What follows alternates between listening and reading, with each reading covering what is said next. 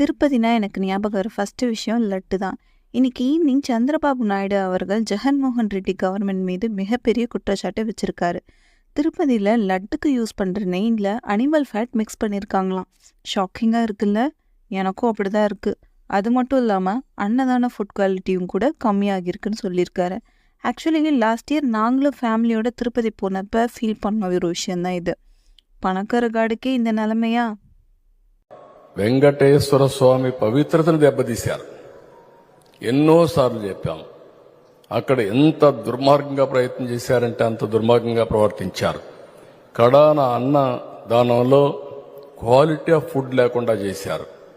దేవుని దగ్గర పెట్టే ప్రసాదం అపవిత్రం చేసే విధంగా ఓసారి బాధేస్తుంది. నాసి రకమైన ఇంగ్రీడియంట్సే కాకుండా ఎనిమల్ ఫ్యాట్ కూడా వాడారని